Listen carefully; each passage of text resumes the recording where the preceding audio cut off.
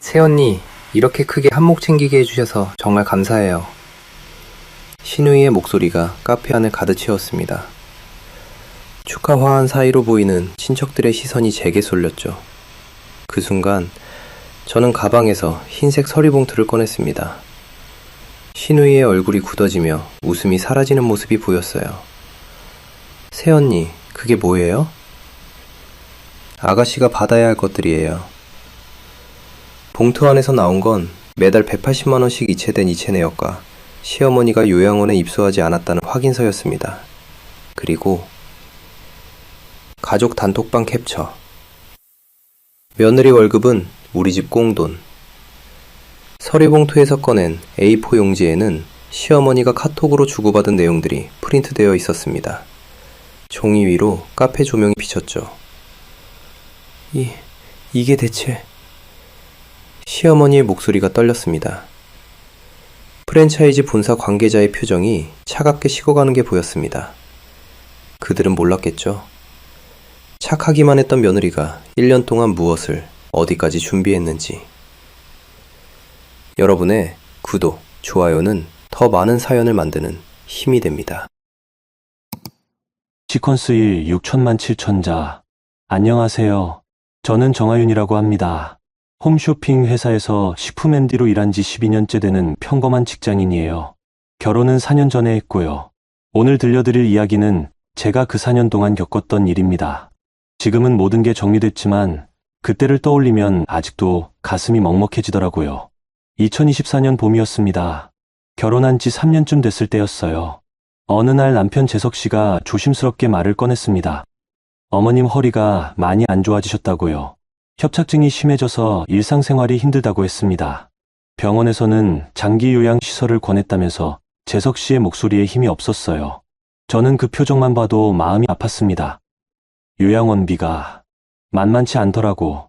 재석 씨가 한숨을 쉬었습니다. 저는 그때 망설이지 않았어요. 시어머니께서 편히 계실 수 있다면 당연히 도와드려야 한다고 생각했거든요. 제 월급이 꽤 안정적인 편이었고 재석 씨는 보험 설계사라 수입이 들쑥날쑥했으니까요. 얼마나 필요한데요? 한 달에 180만 원 정도. 적지 않은 금액이었습니다. 하지만 저는 그 자리에서 자동이체를 약속했어요. 재석 씨가 제 손을 꽉 잡았습니다. 여보, 고마워. 정말 당신 덕분에 우리 엄마가 사람답게 사실 수 있을 것 같아. 그렇게 시작된 송금이 1년 가까이 이어졌습니다. 매달 25일 월급이 들어오면 27일이면 어김없이 180만 원이 시댁 계좌로 빠져나갔어요. 저는 그게 당연한 일이라고 생각했습니다. 가족이니까요. 어머님이 편안히 계시는 게 중요하다고 믿었어요. 그런데 이상한 점이 하나 있었습니다. 재석 씨는 감사하다는 말은 자주 했지만 정작 요양원 영수증이나 계약서를 보여준 적이 한 번도 없었어요. 물어보면 다음에 가져올게 하거나 엄마가 관리하신다며 얼버무렸죠. 저는 의심하지 않았습니다. 그저 바쁘거나 잊어버린 거라고 생각했어요. 2025년 2월 어느 주말이었습니다. 재석 씨 휴대폰으로 카톡 알림이 계속 울렸어요. 그때 재석 씨는 샤워 중이었고 저는 거실에서 책을 읽고 있었습니다. 노트북이 켜져 있었는데 카카오톡 PC 버전의 메시지가 떴더라고요. 가족 단톡방이었습니다. 시어머니, 재석 씨, 신우이가 있는 방이었어요. 저는 원래 그런 거 보는 성격이 아닌데 그날따라 왜 그랬는지 화면에 뜬 문장이 눈에 들어왔습니다. 며느리 월급은 우리 집 공돈이지 뭐 크크. 심장이 철렁했습니다. 다음 메시지가 이어졌어요. 요양원비 명목으로 받으면 하윤이가 뭐라 안 하잖아. 착하긴 착해 크. 신우이가 보낸 메시지였습니다. 그 아래로 재석 씨가 보낸 이모티콘이 보였어요. 웃는 얼굴 모양이었죠. 말리는 게 아니라 동조하고 있었습니다. 시어머니의 메시지도 있었습니다. 우리 며느리 월급이 우리 아들 기살림 값이야. 딸 카페 여는데도 보탬됐고 손이 떨렸습니다. 숨이 막히는 것 같았어요. 화면을 더 위로 올렸습니다. 지난 대화 내용들이 쭉 보였어요. 이번 달 180 들어왔다. 엄마 통원 치료비 30 빼고 나머지는 생활비랑 상미 인테리어 계약금으로. 오빠 대출 받은 거랑 합치면 카페 보증금 딱 맞겠다. 하윤이 명의로 받은 거 맞지? 응, 어차피 부부니까 나중에 갚으면 되지 뭐. 저는 그 자리에서 스크린샷을 찍었습니다. 손이 너무 떨려서 두어 번 실패했어요. 하지만 정신을 차리고 차근차근 캡처했습니다. 날짜가 보이도록, 대화 흐름이 다 보이도록 샤워실 문이 열리는 소리가 들렸습니다. 저는 서둘러 노트북을 닫고 책을 펼쳤어요. 재석 씨가 수건으로 머리를 닦으며 나왔습니다. 뭐 해? 응, 책 보고 있어. 목소리가 떨렸지만 재석 씨는 눈치채지 못했습니다. 아니, 눈치챌 생각 자체가 없었겠죠. 자기 노트북에 가족 단톡이 켜져 있는지도 모르고 있었으니까요. 그날 밤 저는 잠을 이루지 못했습니다. 옆에서 코 고는 재석 씨를 보면서 생각했어요. 이 사람이 정말 제 남편이 맞나? 1년 동안 저를 속이면서도 고마워한다고 손을 잡았던 그 사람이 다음 날부터 저는 조용히 움직이기 시작했습니다. 감정적으로 따지면 안 됐어요. 지금까지 보낸 돈이 얼마인지, 실제로 요양원에 얼마가 쓰였는지, 나머지는 어디로 갔는지 증거가 필요했습니다. 회사 점심시간에 은행 앱을 켰습니다. 지난 1년간 이체 내역을 쭉 확인했어요. 180만 원씩 정확히 11번. 총 1980만 원이 나갔더라고요. 거의 2천만 원을 믿음으로 보낸 겁니다. 그 돈이 정말 요양원비로 쓰였을까요? 아니면 단톡방에서 본 것처럼 생활비와 카페 자금으로 흘러갔을까요? 확인해야 했습니다. 저는 그날 저녁 재석 씨에게 물었습니다. 최대한 자연스럽게, 여보, 어머님 요양원 이름이 뭐였지? 나중에 직접 찾아뵙고 싶은데. 재석 씨가 잠깐 머뭇거렸습니다. 아, 실버타운. 뭐였더라? 내가 다음에 확인해 줄게. 영수증 있으면 보여줄 수 있어. 연말정산 때 필요할 것 같아서. 그건 엄마가 보관하고 계셔. 나중에 받아올게. 나중에, 다음에, 언제나 그랬습니다. 구체적인 건 아무것도 없었어요. 저는 더 이상 기다리지 않기로 했습니다. 며칠 뒤 신우이에게서 연락이 왔습니다. 새언니, 다음 달에 카페 오픈하거든요. 축하해주러 꼭 오세요. 문자 끝에 계좌번호가 적혀 있었습니다. 노골적이지는 않았지만 축의금을 원한다는 뜻이 분명했어요. 저는 답장을 보내지 않았습니다. 대신 달력에 오픈 날짜를 표시해뒀죠. 그날 밤 재석 씨가 말했습니다. 상미 카페 오픈할 때 축의금 좀 넉넉하게 주자. 우리 여동생인데 얼마 생각하는데? 100만 원 정도? 저는 아무 말도 하지 않았습니다. 재석 씨는 제 침묵을 동의로 받아들였어요. 그러면서 덧붙였죠. 당신 덕분에 우리 엄마도 편하시고 상미도 꿈 이루고 우리 집안이 다 당신 덕분이야. 그 말을 들으면서 생각했습니다. 덕분이라는 말이 이렇게 가벼울 수 있구나. 제 월급으로 시댁 생활비를 대고 제 명의로 대출을 받아 카페 자금을 만들고 그러면서도 뒤에서는 저를 공돈이라고 부르는 사람들. 저는 그날부터 더욱 철저하게 준비했습니다. 단톡방 캡처는 클라우드에 백업했어요. 은행 이체 내역도 PDF로 저장했습니다. 그리고 가장 중요한 것, 요양원 확인. 다음 날 점심시간, 저는 재석 씨 휴대폰 메모장에 저장된 요양원 이름을 찾았습니다. 평화실버타운이라고 적혀 있더라고요. 저는 바로 그 번호로 전화를 걸었습니다. 상담실로 연결됐습니다. 저는 최대한 정중하게 물었어요. 강옥희 어르신 입소 관련해서 확인하고 싶은데요. 잠시 후 직원분이 답했습니다. 강옥희님, 장기 입소 기록은 없으시네요. 작년에 상담 2차례 오셨고 단기 프로그램 문의하셨는데 계약은 안 하셨어요. 심장이 쿵 내려앉았습니다. 혹시 통원치료, 비용 같은 건요? 저희는 입소시설이라 통원은 별도예요. 계약하신 분만 이용 가능하고요. 감사합니다. 전화를 끊었습니다. 손이 차갑게 식어가는 게 느껴졌어요. 1년 동안 매달 180만 원을 보냈는데 시어머니는 요양원에 계시지도 않았던 겁니다. 상담만 받고 계약은 하지 않으셨다고요. 그럼 그 돈은 어디로 간 걸까요? 답은 이미 알고 있었습니다. 단톡방에 다 나와 있었으니까요. 생활비, 카페 자금, 재석 씨 체면 유지비. 저는 그 자리에서 은행 앱을 켰습니다. 자동이체를 해지했어요. 그리고 시어머니께 문자를 보냈습니다. 어머님, 앞으로 요양원비는 영수증과 계약서 확인 후 직접 납부하겠습니다. 오늘부로 자동이체는 해지했습니다. 문자를 보내고 나니 손이 떨렸습니다. 하지만 후회는 없었어요. 이제 더 이상 속지 않겠다는 다짐이었으니까요. 5분도 안 돼서 시어머니한테 전화가 왔습니다. 저는 숨을 고르고 받았습니다. 여보세요, 어머님. 하윤아, 너 지금 뭐 하는 거야? 목소리에 분노가 가득했습니다. 저는 침착하게 답했어요. 어머님 요양원 계약서를 한 번도 못 봤잖아요. 그래서 확인하고 직접 드리려고요. 계약서가 뭐가 중요해? 지금까지 잘 보냈으면서 갑자기 왜 이래? 돈이 정말 요양원에 쓰이는지 확인하고 싶어서요. 감히 시어머니를 의심해? 의심이 아니라 확인입니다, 어머님. 전화가 끊겼습니다. 저는 휴대폰을 내려놓고 한참을 멍하니 앉아 있었어요. 회사 책상에서 점심시간 중간에 세상이 무너지는 기분을 느꼈습니다. 그날 저녁 집에 돌아오니 재석 씨가 얼굴이 굳어 있었습니다. 당신, 엄마한테 무슨 짓을 한 거야? 저는 가방을 내려놓고 재석 씨를 봤습니다. 자동이체를 끊었어요. 요양원 계약서 확인하고 직접 드리겠다고 했고요. 미쳤어. 우리 엄마 아픈 거 알잖아. 요양원에 안 계시더라고요. 제가 확인했어요. 재석 씨의 얼굴이 하얗게 질렸습니다.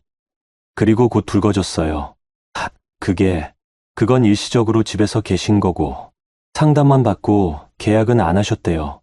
작년부터 지금까지. 말문이 막힌 재석 씨를 보면서 저는 알았습니다. 이 사람도 알고 있었구나. 처음부터 다 알고 저를 속였구나. 그날 밤 우리 부부는 한마디도 나누지 않았습니다.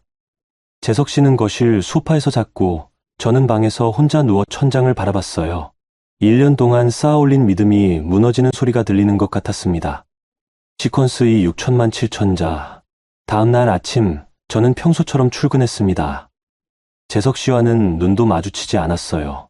그 사람도 아무 말 없이 먼저 나갔죠. 집 안 공기가 차갑게 식어 있었습니다. 회사에 도착해서 업무를 시작하려는데 휴대폰이 울렸어요. 시어머니였습니다. 저는 잠시 망설이다가 받았습니다. 여보세요, 어머님. 하윤아, 어제는 내가 너무 흥분했구나. 미안해. 갑자기 부드러워진 목소리에 저는 당황했습니다. 어제 그 분노는 어디 가고 이렇게 온화할 수가 있나 싶었어요. 괜찮습니다, 어머님. 그런데 말이다.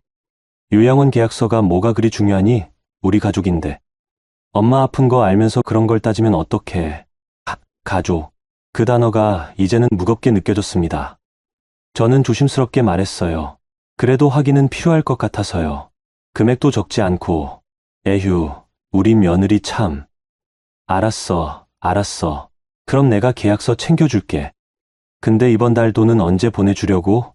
순간 어이가 없었습니다. 계약서도 없이 또 돈을 달라고요? 저는 단호하게 답했습니다. 계약서 확인한 다음에 보내드리겠습니다. 실제로 요양원비로 쓰이는지 확인하고 싶어요. 그게 그렇게 이상한 건가요? 전화기 너머로 한숨 소리가 들렸습니다. 그리고 목소리 톤이 확 바뀌었어요. 하윤아, 너 지금 돈으로 효도하던 며느리가 갑자기 계산기를 두드리는 거냐? 1년 동안 고맙다고 생각했는데 알고 보니 돈 아까워서 그랬던 거야? 가슴이 무너지는 것 같았습니다. 제가 잘못한 게 뭔가요? 내 돈이 어디에 쓰이는지 확인하겠다는데 그게 왜 계산기를 두드리는 게 되는 건가요? 어머님, 저는 그냥 됐어. 네가 그렇게 나온다면 나도 생각이 있다. 두고 봐. 또 전화가 끊겼습니다. 저는 휴대폰을 책상에 내려놓고 한참을 멍하니 앉아 있었어요. 동료가 지나가면서 물었습니다. 하윤 씨, 괜찮아요? 얼굴이 안 좋은데. 네, 괜찮아요. 괜찮지 않았습니다. 하나도 괜찮지 않았어요. 하지만 회사에서 무너질 수는 없었죠. 저는 정신을 가다듬고 모니터를 켰습니다. 점심시간이 되자 다시 전화가 왔습니다. 이번에는 신우이였어요. 새언니, 저예요. 네, 아가씨. 어머니한테 들었어요. 요양원비 끊었다고요? 네. 계약서 확인하고 다시 보내드리려고요. 새언니, 그게... 어머니 자존심 상하시잖아요. 가족끼리 그렇게까지 해야 돼요? 또 가족이라는 말이 나왔습니다. 저는 조용히 물었어요. 아가씨, 그럼 그 돈이 정말 요양원에 쓰였나요? 잠시 침묵이 흘렀습니다. 그거야 당연히 어머니 치료비로. 요양원 상담 시에 확인했어요. 어머님 입소 기록 없대요. 새언니, 그건 카페 자금으로 쓰인 거 맞죠? 신우이의 목소리가 날카로워졌습니다. 새언니, 지금 저 의심하시는 거예요? 제가 뭘 잘못했다고요? 의심이 아니라 확인이에요, 아가씨. 참나, 새언니, 우리 오빠가 얼마나 고마워했는데. 이렇게 나오시면 섭섭하죠. 전화가 끊겼습니다. 저는 휴대폰을 내려다보며 쓴웃음을 지었어요. 섭섭하다고요. 정작 섭섭한 건 저인데 오후 내내 일이 손에 잡히지 않았습니다. 납품 계약서를 검토하다가도 자꾸 딴 생각이 났어요. 제가 잘못한 걸까? 너무 각박하게 구는 걸까? 그냥 조용히 보내는 게 나았을까? 하지만 그때마다 단톡방 캡처가 떠올랐습니다. 며느리 월급은 우리 집 공돈. 그 문장이 저를 다시 정신차리게 했어요. 퇴근 시간이 가까워질 무렵 휴대폰에 낯선 번호로 문자가 왔습니다. 정하윤 씨, 카드 승인 내역 확인하세요. 마이너스 0카드. 저는 카드사 앱을 켰습니다. 제가 쓴 적 없는 30만 원짜리 승인 내역이 떠 있었어요. 가맹점명을 보니 인테리어 자재상이었습니다. 심장이 쿵 떨어졌어요. 제 카드를 누가 쓴 걸까요? 저는 서둘러 카드사에 전화를 걸었습니다. 고객님, 해당 건은 온라인 결제로 처리됐습니다. 카드 번호와 유효기간, CVV 번호가 모두 일치했고요. 제가 쓴 게 아닌데요. 가족분이 사용하신 건 아닌가요? 가족. 또 그 단어였습니다. 저는 이를 악물고 말했어요. 승인 취소 가능한가요? 가맹점에 문의하셔야 할 것 같습니다. 집에 돌아오니 재석 씨가 소파에 앉아 TV를 보고 있었습니다. 저는 가방을 내려놓고 물었어요. 여보, 제 카드 쓴 거 있어요? 재석 씨가 고개를 돌렸습니다. 아, 그거 상미 카페 인테리어 자재 사는데 급하게 필요해서. 제 카드를 왜 마음대로 써요? 부부 사이에 그게 뭐가 중요해. 어차피 나중에 갚을 건데. 저한테 허락도 안 받고요. 재석 씨가 짜증스럽게 리모컨을 내려놓았습니다. 당신 요즘 왜 이래? 엄마 요양원비도 끊고 이제 카드 쓴 것까지 따지고.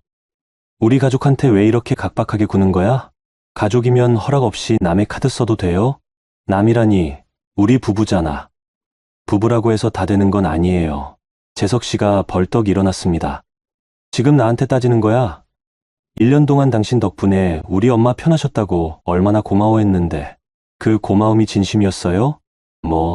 저는 휴대폰을 꺼내 단톡방 캡처를 보여줬습니다. 재석 씨의 얼굴이 순식간에 하얗게 질렸어요. 이게, 어떻게, 며느리 월급은 우리 집 공돈. 맞죠. 하윤아, 이건 그냥 농담이었어. 1년 동안 저를 속인 게 농담이에요? 재석 씨가 말문이 막혔습니다. 그러다가 갑자기 화를 냈어요. 그래, 알았어. 당신이 그렇게 계산적으로 나올 거면 나도 할 말 있어. 그동안 당신 월급으로 우리 집안이 얼마나 도움받았는데. 도움이요? 제 허락도 없이 제 돈을 쓴 게 도움이에요? 가족끼리 뭘 그렇게 따져. 또 가족이라는 말이었습니다. 저는 더 이상 말하고 싶지 않았어요. 방으로 들어가 문을 닫았습니다. 그날 밤 저는 은행 앱을 켜서 모든 카드 사용 내역을 확인했습니다. 지난 6개월간 제가 쓴 적 없는 소액 결제들이 여러 건 있었어요. 5만 원, 10만 원, 15만 원. 하나하나는 작았지만 합치면 100만 원이 넘었습니다. 가맹점을 확인해보니 카페 비품, 인테리어 소품, 주방 용품들이었어요. 전부 신의 카페 준비 물품이었죠. 저는 떨리는 손으로 신용정보 조회 사이트에 접속했습니다. 본인 인증을 하고 들어갔어요. 그리고 경악했습니다. 제 명의로 소액 대출이 시행돼 있었습니다. 300만 원. 저는 대출을 받은 적이 없었어요. 서둘러 대출 내역을 확인했습니다. 실행일은 2달 전이었고 휴대폰 본인 인증으로 처리됐다고 나와 있었어요. 제 휴대폰으로요. 순간 떠올랐습니다. 2달 전 어느 날 재석 씨가 잠깐 휴대폰 좀 빌려줘. 네, 거 배터리 나갔어 라고 했던 게 그때 잠깐 화장실 간 사이에 뭔가 했던 걸까요? 손이 차갑게 식었습니다. 이건 단순히 요양원비를 속인 게 아니었어요. 제 명의를 도용한 겁니다. 법적으로 문제가 될 수 있는 일이었죠. 저는 방문을 열고 나갔습니다. 재석 씨는 거실 소파에서 휴대폰을 보고 있었어요. 여보, 재석 씨가 고개를 들었습니다. 제 명의로 대출 받은 거 있죠? 재석 씨의 얼굴이 굳었습니다. 그게 300만 원. 2달 전에 제 휴대폰으로 본인 인증하고. 하윤아, 그건 왜 제 허락도 없이 제 명의로 대출을 받아요? 재석 씨가 소파에서 일어났습니다. 급하게 필요했어. 상미 카페 보증금이. 그게 이유가 돼요? 부부잖아. 나중에 내가 갚으면 되지. 언제요? 어떻게요? 재석 씨가 말문이 막혔습니다. 저는 차갑게 말했어요. 내일 당장 갚으세요. 아니면 명의도용으로 신고할 거예요. 미쳤어? 나 당신 남편인데. 남편이라고 해서 범죄가 정당화되진 않아요. 그 말을 남기고 다시 방으로 들어갔습니다. 문을 잠그고 침대에 주저앉았어요. 온몸이 떨렸습니다. 1년 동안 저를 속이고 제 카드를 몰래 쓰고 급기야 제 명의로 대출까지 받은 사람. 그 사람이 제 남편이라는 게 믿기지 않았습니다. 휴대폰이 울렸습니다. 시어머니였어요. 저는 받지 않았습니다. 곧 문자가 왔죠. 하윤아, 내일 내 회사로 갈 거다.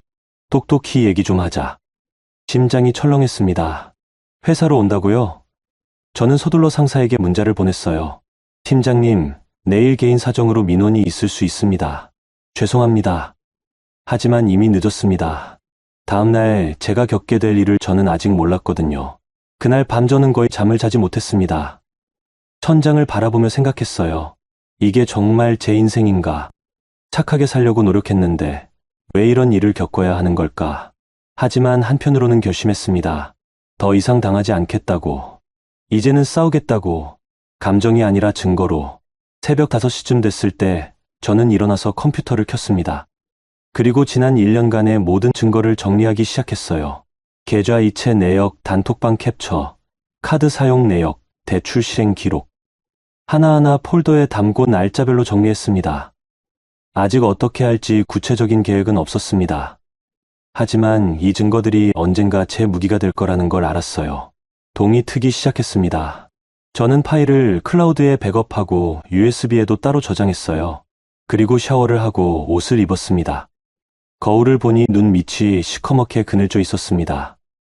하지만 눈빛만큼은 예전과 달랐어요. 더 이상 착한 며느리의 눈이 아니었습니다. 싸울 준비가 된 사람의 눈이었죠. 시퀀스 3 6천만 7천자. 다음날 아침, 저는 평소보다 30분 일찍 회사에 도착했습니다. 팀장님께 미리 말씀드리려고요. 개인 사정으로 방문객이 있을 수 있다고. 팀장님은 고개를 끄덕이며 괜찮으면 얘기해봐라고 하셨지만 저는 곧 해결될 겁니다 라고만 답했습니다. 오전 10시쯤이었을 겁니다. 저는 거래처와 화상 미팅 중이었어요. 그때 사무실 입구 쪽이 소란스러워졌습니다. 고개를 돌리니 시어머니와 시누이가 로비에 서 계셨어요. 심장이 철렁 내려앉았습니다. 정말 오셨구나. 저는 황급히 미팅을 마무리하고 자리에서 일어났습니다. 동료들의 시선이 느껴졌어요. 로비 쪽으로 걸어가는데 다리에 힘이 없었습니다. 어머님, 시어머니가 큰 소리로 말했습니다. 하윤아, 네가 우리 집안을 이렇게 만들 거야? 주변 사람들이 일제히 이쪽을 봤습니다. 저는 얼굴이 화끈거렸어요. 어머님, 여기서는 곤란합니다. 밖에서 얘기해요. 곤란하긴 뭐가 곤란해. 아픈 시어머니 돈줄 끊어놓고 며느리 행세할 거야? 목소리가 로비 전체에 울려 퍼졌습니다. 경비 아저씨가 다가오셨어요. 손님, 여기서는 손님이 아니라 며느리 어머니예요. 우리 며느리가 시어머니 병원비를 끊었다고요. 저는 온몸이 얼어붙는 것 같았습니다. 동료들이 수근거리는 소리가 들렸어요. 저를 바라보는 시선들이 느껴졌습니다. 시누이가 제 팔을 잡았습니다. 새언니, 어머니 진정시켜요. 이러시면 안 되잖아요. 겉으로는 말리는 척하지만 목소리에 연기 같은 게 묻어났어요. 오히려 더 많은 사람이 주목하게 만드는 톤이었죠. 저는 시어머니와 시누이를 회의실로 모셨습니다. 문을 닫자마자 시어머니가 다시 목소리를 높이셨어요. 네가 감히 나를 의심해. 1년 동안 돈 받아놓고 이제 와서 계약서를 달라고? 어머님, 요양원에 계시지 않잖아요. 내가 언제 요양원에 들어갔다고 했어. 통원치료도 치료지. 그럼 통원치료비 영수증 보여주세요. 시어머니의 얼굴이 붉어졌습니다. 영수증까지 보여줘야 해. 시어머니를 그렇게 못 믿겠어? 180만 원씩 1년 동안 보냈는데 확인하는 게 이상한가요? 시누이가 끼어들었습니다. 새언니, 어머니 자존심도 있으시잖아요. 왜 이렇게까지 하세요? 아가씨 카페 자금으로 쓴 거 맞죠? 시누이의 표정이 굳었습니다. 뭐라고요? 제 명의로 받은 대출도 카페 보증금에 보탠 거 맞죠? 시어머니가 테이블을 쾅 쳤습니다. 너 지금 우리를 도둑 취급하는 거야? 사실을 확인하는 겁니다. 사실, 네가 아는 게 뭔데? 단톡방 다 봤어요. 며느리 월급은 우리 집 공돈이라고 하신 거. 순간 정적이 흘렀습니다. 시어머니와 시누이의 얼굴이 하얗게 질렸어요. 그건 카페 인테리어 계약금 해결했다는 것도 봤고요. 제 카드로 비품 산 것도 다 알아요. 시누이가 말했습니다. 새언니, 그건 오빠가 괜찮다고 해서 제 허락은 받지 않았잖아요. 시어머니가 벌떡 일어났습니다. 네가 그렇게 나온다면 나도 할 말 있어. 재석이한테 얼마나 신세졌는데 결혼하면서 네가 뭘 가져왔어? 우리 아들 월급으로 살면서 가슴이 무너지는 것 같았습니다. 제 월급이 남편 월급보다 많은데요. 그게 중요해? 네가 우리 집안에 시집 온 거잖아. 시집 왔다고 제 돈을 마음대로 써도 된다는 건가요? 가족끼리 내거가 어딨어. 며느리 월급은 당연히 시댁 도와야지. 저는 더 이상 참을 수 없었습니다. 가족이면 거짓말해도 돼요? 명예 도용해도 돼요? 명예 도용이라니. 부부 사이에 그게 무슨 범죄야. 법적으론 범죄예요, 어머님. 시어머니가 회의실 문을 벌컥 열었습니다. 밖에 있던 동료들이 깜짝 놀라 이쪽을 봤어요. 다들 들으세요. 이 며느리가 아픈 시어머니 병원비를 끊었어요. 이런 불효가 어딨어요. 저는 얼굴이 화끈거렸습니다. 로비에 있던 사람들이 전부 이쪽을 보고 있었어요. 팀장님도 자리에서 일어나셨습니다. 어머님, 제발은 무슨, 네가 우리한테 한 게 뭔데. 시누이가 시어머니 팔을 잡았습니다. 어머니, 이만 가요. 새언니 회사에서 이러시면 난 안 가. 이 불효녀가 정신 차릴 때까지 여기 있을 거야. 그때 누군가 다가왔습니다. 재석 씨였어요. 언제 온 건지 로비에 서 있었습니다. 엄마, 이러시면 안 돼요. 저는 재석 씨를 봤습니다. 이 사람이 저를 감싸줄까요? 진실을 말해줄까요? 하지만 재석 씨가 한 말은 달랐습니다. 하윤아, 엄마한테 사과해. 우리 집안 망신시키지 말고. 심장이 멎는 것 같았습니다. 뭐라고요? 잘못했다고 해. 그럼 엄마도 용서하실 거야. 제가 뭘 잘못했는데요? 가족한테 이렇게 각박하게 군 거. 저는 믿을 수 없었습니다. 이 사람이 정말 제 남편이 맞나요?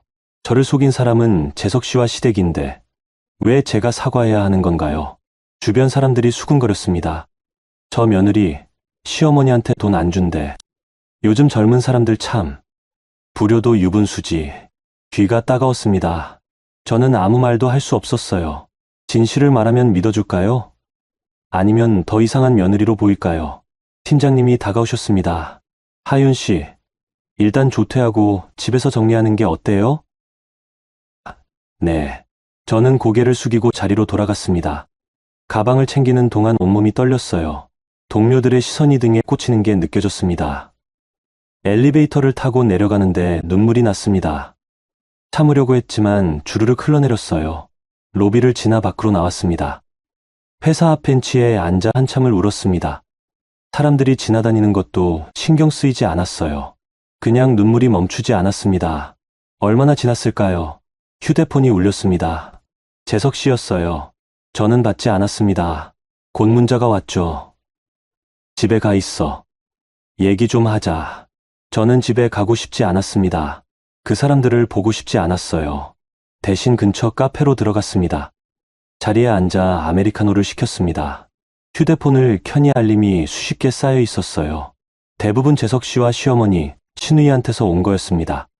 하나하나 확인할 기력이 없었습니다. 저는 그냥 휴대폰을 뒤집어 놓고 커피를 마셨어요. 그때 또 알림이 왔습니다. 은행 앱에서 온 거였어요. 신용정보 조회 알림이었습니다. 고객님의 신용정보가 조회되었습니다. 마이너스 0캐피탈. 심장이 철렁했습니다. 누가 제 신용정보를 조회한 걸까요? 저는 서둘러 앱을 열었어요. 조회 내역을 확인하니 대출 심사 목적이라고 나와 있었습니다. 오늘 오전 11시, 제가 회사에서 시어머니와 대치하고 있을 때였어요. 누가 제 명의로 또 대출을 알아본 걸까요? 재석 씨, 시누이? 저는 떨리는 손으로 재석 씨에게 전화를 걸었습니다. 여보, 뭐야? 제 신용정보 조회한 거 있어요? 그게 또 대출 알아본 거예요? 침묵이 흘렀습니다. 여보, 그건 대답해요. 상미 카페가 생각보다 돈이 더 필요해서 전화를 끊어버렸습니다. 손이 덜덜 떨렸어요. 또 제 명의를 사용하려 한 겁니다. 제 허락도 없이 저는 그 자리에서 은행에 전화를 걸었습니다. 신용정보 조회 제한 신청하고 싶은데요. 본인 외에는 조회할 수 없도록 하시겠다는 말씀이신가요? 네. 그리고 혹시 추가 대출 시행 방지도 가능한가요? 대출 잠금 서비스 신청하시면 됩니다. 지금 바로 해주세요. 절차를 진행하는 동안 눈물이 또 났습니다. 제 남편으로부터 제 신용을 지켜야 하는 상황. 이게 정상적인 결혼 생활인가요? 모든 절차를 마치고 전화를 끊었습니다. 커피는 이미 식어 있었어요. 저는 한 모금 마시고 자리에서 일어났습니다. 집에는 가고 싶지 않았지만 갈 곳이 없었습니다. 저는 천천히 걸어서 집으로 향했어요. 현관문을 열고 들어서니 재석 씨가 거실에 서 있었습니다. 하윤아, 말 걸지 마세요. 얘기 좀 하자. 할 얘기 없어요. 저는 방으로 들어가려 했습니다. 재석 씨가 팔을 잡았어요. 나요. 하윤아, 나도 어쩔 수 없었어. 상미가. 제 명의로 또 대출 알아본 거 맞죠? 재석 씨가 말을 잃었습니다. 가족끼리 이렇게까지 해야 돼? 조금만 도와주면 안 돼? 도와주는 게 아니라 이용당한 거예요.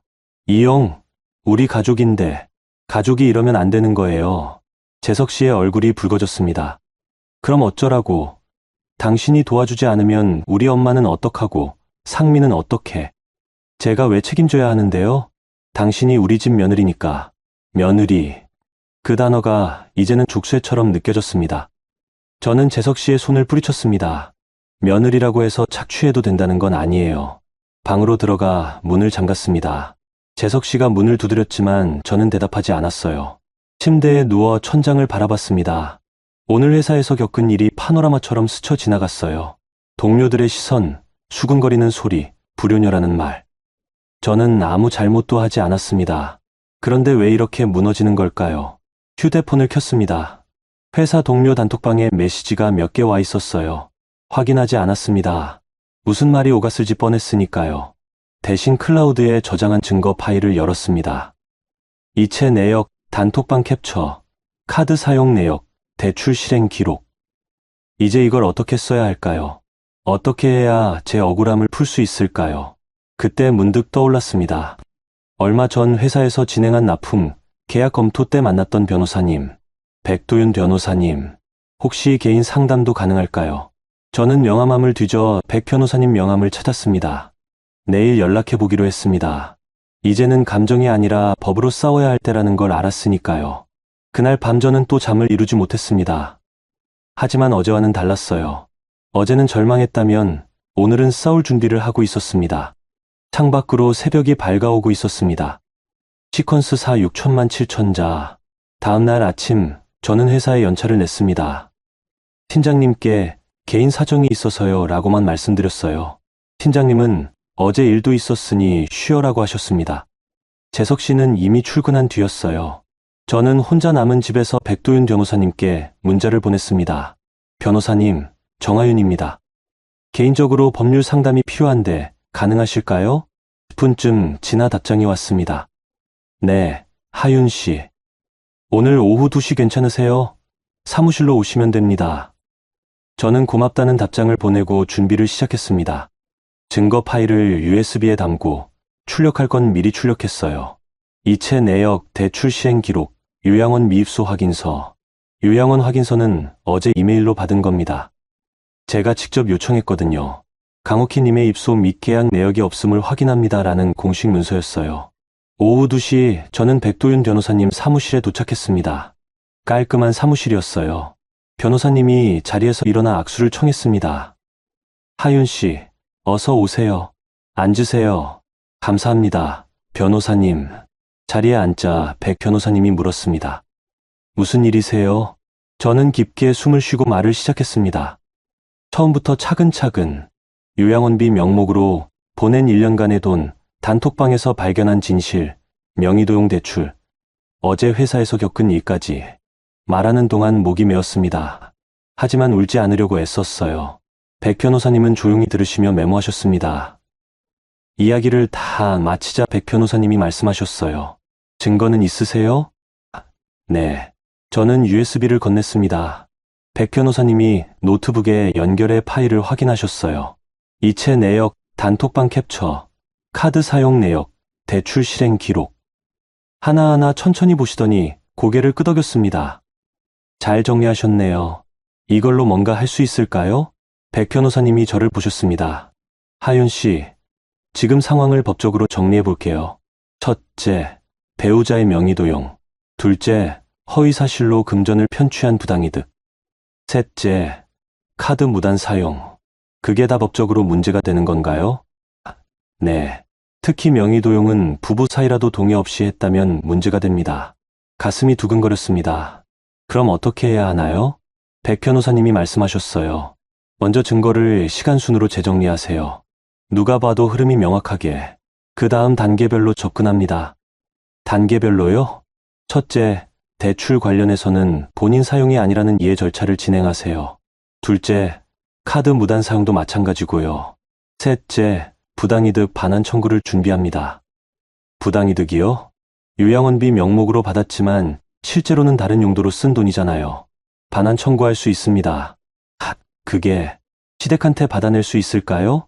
백 변호사님이 잠시 생각하시더니 말씀하셨습니다. 하윤 씨, 제가 한 가지 여쭤봐도 될까요? 네. 이 결혼 생활 계속하실 건가요? 순간 말문이 막혔습니다. 이혼. 그 단어를 생각해 본 적이 없었거든요. 저는 천천히 생각하세요. 다만 법적 대응을 하면 관계는 돌이킬 수 없게 될 가능성이 높습니다. 가족 내 금전 문제는 감정적으로 접근하면 안 됩니다. 서류와 증거로 싸워야 해요. 감정으로 하면 하윤 씨만 더 다칩니다. 백 변호사님의 말씀이 가슴에 와닿았습니다. 증거로 싸우라는 거죠? 네. 그게 하윤 씨를 지키는 길입니다. 저는 고개를 끄덕였습니다. 어떻게 시작하면 될까요? 백 변호사님이 메모지에 뭔가를 적으셨어요. 일단 요양원 확인서는 확보하셨죠? 좋습니다. 이제 카드사와 대출 기관에 본인 사용 아니라는 이해 신청하세요. 휴대폰 본인 인증 내역도 떼우시고요. 휴대폰 본인 인증이요?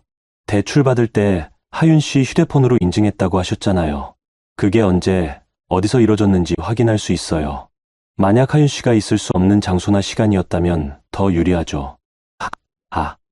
그리고 단톡방 캡처는 공증받아 두세요. 나중에 증거로 쓸 때 필요합니다. 공증이요? 네. 공증사무소 가시면 됩니다. 디지털 증거는 조작 의혹 받을 수 있으니까요. 저는 메모를 하면서 듣고 있었습니다. 백 변호사님이 계속 말씀하셨어요. 그리고 하윤 씨, 혹시 시댁이나 배우자 측에서 회유하려 들 수도 있어요. 그때 흔들리면 안 됩니다. 가족인데 이럴 거 아니다. 법까지 갈 거 없다. 이런 말 들을 겁니다. 하지만 이미 그쪽에서 먼저 법을 어겼어요. 명의 도용이 범죄라는 거 잊지 마세요. 네. 상담을 마치고 나오는데 다리에 힘이 들어갔습니다. 막막하기만 했던 상황이 조금씩 정리되는 느낌이었어요. 집으로 돌아오는 길에 은행에 들렀습니다. 대출 이해 신청을 하기 위해서였죠. 본인 사용이 아니라는 확인이 필요합니다. 휴대폰 본인 인증 내역 떼어주실 수 있나요? 네, 잠시만요. 직원분이 서류를 출력해줬어요. 저는 그걸 보고 놀랐습니다. 대출 실행일 2월 15일 오후 3시 22분. 그날 저는 회사에서 납품 미팅 중이었어요. 제 휴대폰은 사무실 책상 위에 있었고요. 이 시간에 저 회사에 있었는데요. 출입 기록 같은 거 있으세요? 회사 출입증 로그 떼면 되나요? 네, 그거면 충분합니다. 저는 바로 회사 총무팀에 전화를 걸었습니다. 혹시 제 2월 15일 출입 기록 떼줄 수 있어요? 무슨 일이세요? 개인 사정이에요. 필요해서요. 알겠습니다. 이메일로 보내드릴게요. 1시간 뒤 출입 기록이 왔습니다. 2월 15일 오전 8시 47분 입실, 오후 6시 32분 퇴실. 오후 3시 22분에는 분명히 회사에 있었던 겁니다. 제 휴대폰은 제가 가지고 있었는데 어떻게 본인 인증이 된 걸까요? 재석 씨가 집에 있던 제 휴대폰을 몰래 사용한 걸까요? 아니면 다른 방법이 있었던 걸까요? 저는 통신사에 전화를 걸었습니다. 2월 15일 오후 3시 22분에 본인 인증 내역 확인 가능한가요? 네, 잠시만요. 해당 시각에 인증건이 있네요. 위치는 서초구로 나오는데요. 서초구요? 네, 기지국 위치 기준입니다. 서초구는 재석 씨 어머니 댁이 있는 곳이었습니다. 그때 제 휴대폰이 거기 있었다고요? 순간 떠올랐습니다. 2월 중순쯤 재석 씨가 휴대폰 배터리 나갔는데 급한 전화 받아야 해서라며 제 폰을 빌려간 적이 있었어요. 그때 제 휴대폰을 가지고 어머니 댁에 갔던 걸까요? 저는 모든 내역을 출력하고 파일로 정리했습니다. 이제 그림이 보였어요. 재석 씨는 제 휴대폰을 빌려 어머니 댁에 가서 거기서 제 명의로 대출을 실행한 겁니다. 집에 돌아오니 재석 씨가 거실에 앉아 있었습니다. 어디 갔다 와? 은행. 또 뭐하러? 저는 대답하지 않고 방으로 들어가려 했습니다. 재석 씨가 막아섰어요. 하윤아, 우리 이러지 말자. 가족끼리. 가족이면 명예 도용해도 돼요? 재석 씨의 얼굴이 굳었습니다. 그건 급하게 필요해서 2월 15일 오후 3시 22분. 제 휴대폰 빌려서 어머니 댁에서 대출받은 거 맞죠? 재석 씨가 할 말을 잃었습니다. 어떻게? 출입 기록도 있고 기지국 위치도 나왔어요. 제가 회사에 있을 때 제 휴대폰으로 본인 인증한 거. 이게 명의도용 아니에요? 하윤아, 그건 내가 잠깐만 빌린 거고. 잠깐이요? 300만 원 대출받은 게 잠깐이에요? 재석 씨가 버럭 소리를 질렀습니다. 그래, 내가 했어. 우리 상미 카페 자금이 부족해서. 그게 뭐가 어때? 제 허락 없이 제 명의로 대출받은 게 문제예요. 부부잖아. 나중에 갚으면 되지. 언제요? 어떻게요? 재석 씨가 대답하지 못했습니다. 저는 차갑게 말했어요. 이번 주 안에 갚으세요. 안면 법적 조치 취하겠어요. 법적 조치? 너 지금 진짜. 명의도용은 범죄예요. 부부 사이라도요. 재석 씨의 얼굴이 붉어졌습니다. 네가 이럴 거야? 우리 가족한테. 가족이라고 범죄가 정당화되지 않아요. 저는 방으로 들어가 문을 잠갔습니다. 재석 씨가 문을 두드렸지만 무시했어요. 침대에 앉아 숨을 고르는데 휴대폰이 울렸습니다. 신우이였어요. 여보세요. 새언니, 저예요. 네, 아가씨. 오빠한테 들었어요. 법적 조치 운운한다고요? 새언니, 우리 가족인데 왜 이래요? 조금만 도와주면 안 돼요? 도와주는 게 아니라 이용당한 거예요. 이용? 가족끼리 돕는 게 이용이에요? 제 명의로 대출받은 건요? 신우이가 잠시 말을 잃었습니다. 그건 오빠가 급해서. 제 허락 받았나요? 가족끼리 그런 걸 일일이. 가족이라고 해서 범죄가 되지 않는 건 아니에요. 범죄라니, 새언니, 너무한 거 아니에요? 너무한 건 누구예요? 전화를 끊었습니다. 곧 시어머니한테 전화가 왔지만 받지 않았어요. 저는 컴퓨터를 켜고 모든 증거를 시간순으로 재정리하기 시작했습니다.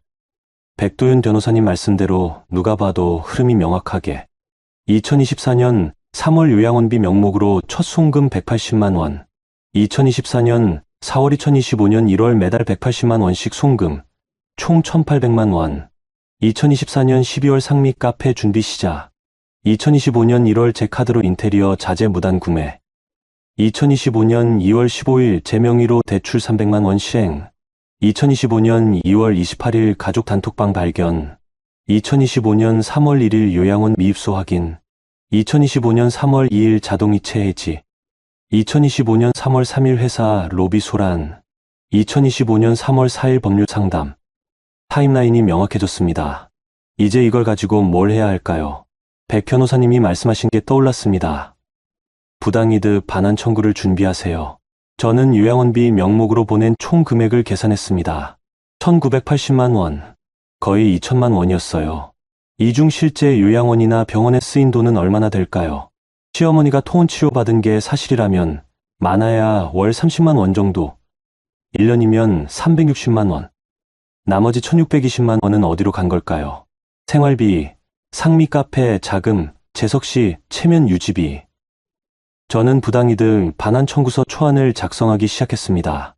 법률 용어는 잘 몰랐지만 백 변호사님이 나중에 검토해 주실 거라 믿었어요. 밤새 작업했습니다. 새벽 3시쯤 됐을 때 초안이 완성됐어요. 청구 금액 1,620만 원. 청구 사유 요양원비 명목으로 송금했으나 실제로는 다른 용도로 사용. 증거 이체 내역, 요양원 미입소 확인서, 단톡방 캡처. 그 밑에 카드 무단 사용분, 명의도용 대출분도 따로 정리했습니다. 파일을 저장하고 침대에 누웠습니다. 온몸이 피곤했지만 마음은 조금 가벼웠어요. 이제 싸울 준비가 됐다는 생각이 들었습니다. 감정이 아니라 서류로, 눈물이 아니라 증거로. 그날 밤 저는 처음으로 깊게 잠들었습니다. 시퀀스 5 6천만 7천자. 며칠 뒤 저는 다시 백도윤 변호사님 사무실을 찾았습니다. 손에는 재정리한 증거 파일과 초안으로 작성한 청구서가 들려 있었어요. 변호사님, 정리해왔습니다. 백 변호사님이 파일을 꼼꼼히 살펴보셨어요. 한참을 보시더니 고개를 끄덕이셨습니다. 잘하셨어요, 하윤 씨. 타임라인도 명확하고 증거도 탄탄합니다. 청구서 초안도 봐주실 수 있나요? 백 변호사님이 제가 작성한 문서를 읽으셨습니다. 가끔 메모를 하시더니 말씀하셨어요. 큰 틀은 맞는데 법률 용어를 좀 다듬어야 할 것 같네요. 제가 수정해 드릴게요. 감사합니다. 그런데 하윤 씨, 결심하셨어요? 이걸 진행하면 돌이킬 수 없습니다. 저는 잠시 생각했습니다. 정말 이렇게까지 해야 하나. 가족인데. 하지만 곧 단톡방에 그 문장이 떠올랐어요. 며느리 월급은 우리 집 공돈. 저는 고개를 끄덕였습니다. 네, 하겠습니다. 백 변호사님이 말씀하셨어요. 좋습니다. 그럼 단계별로 진행하죠. 먼저 내용 증명부터 보낼게요. 부당이득 반환 청구, 명의도용 대출 채무 부존재 확인, 카드 무단 사용분 반환. 이 세 가지를 한 번에. 내용 증명이요? 공식적인 통지예요. 나는 당신에게 이런 걸 요구한다는 걸 법적으로 알리는 거죠.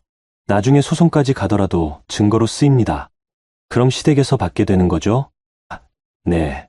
배우자분과 시어머니분께 각각 발송됩니다. 저는 숨을 깊게 들이마셨습니다. 그럼 부탁드립니다.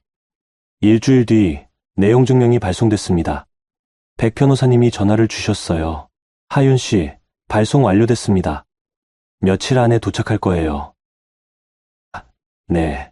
혹시 연락 오면 감정적으로 대응하지 마세요. 모든 대화는 녹음하시고 문자로 남기세요. 알겠습니다. 전화를 끊고 나니 손이 떨렸습니다. 이제 정말 시작이구나. 이틀 뒤 재석 씨한테서 전화가 왔습니다.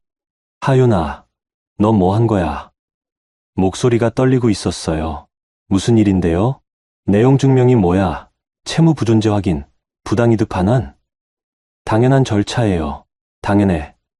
너 지금 우리 가족한테 소송 거는 거야? 제 권리를 찾는 거예요. 권리? 가족한테 무슨 권리를 따져? 저는 침착하게 답했습니다. 가족이라고 해서 불법이 정당화되지 않아요. 불법? 내가 뭘 불법으로? 제 명의로 무단 대출 받은 거. 그거 명의도용이에요. 재석 씨가 할 말을 잃었습니다. 잠시 침묵이 흐르더니 목소리 톤이 바뀌었어요. 하윤아, 우리 다시 생각해보자. 내가 잘못했어. 진짜로. 앞으로 안 그럴게. 내용 증명 취소할 수 없어. 우리 다시 잘해보자. 응? 회유하는 목소리였습니다. 백 변호사님이 예상했던 그대로였어요. 취소 안 해요. 하윤아, 대출금 갚으세요. 카드 무단 사용분도 돌려주시고, 그리고 부당이득 반환도요. 그게 얼마인데? 지금 나한테 2천만 원 넘게 내라는 거야? 제가 억울하게 낸 돈이에요. 억울하게? 우리 엄마 치료비인데. 요양원 안 계셨잖아요. 통원 치료비만 따지면 360만 원이에요. 나머지 1620만 원은 어디 갔어요? 재석 씨가 대답하지 못했습니다. 30일 안에 답변 안 오면 법적 절차 진행할 거예요. 전화를 끊었습니다. 손이 떨렸지만 후회는 없었어요. 1시간 뒤 시어머니한테서 전화가 왔습니다. 하윤아, 너 정말 이럴 거야? 어머님, 내용 증명까지 보내면서 우리 집안 망신시킬 거야? 망신이 아니라 정당한 권리예요. 정당한 권리? 며느리가 시어머니한테 소송 거는 게 정당해? 제 돈을 돌려받는 게 잘못인가요? 시어머니가 버럭 소리를 질렀습니다. 내 돈, 우리 아들 벌어온 돈으로 살면서 무슨 내 돈이야. 제 월급이 남편 월급보다 많은데요. 그게 중요해. 네가 우리 집에 시집 온 거잖아. 시집 왔다고 제 돈을 마음대로 써도 되는 건 아니에요. 이 사람이 정말... 알았어. 좋아. 네가 그렇게 나온다면 나도 생각이 있다. 전화가 끊겼습니다. 저는 녹음 파일을 저장했어요. 백 변호사님 말씀대로 모든 대화를 녹음하고 있었습니다. 다음 날 신우이한테서 문자가 왔습니다. 새언니, 제발 생각 좀 해주세요. 제 카페 오픈이 코앞인데 이러시면 저는 어떡해요? 저는 답장을 보냈습니다. 아가씨 카페는 아가씨 돈으로 여세요. 제 돈 아니고요.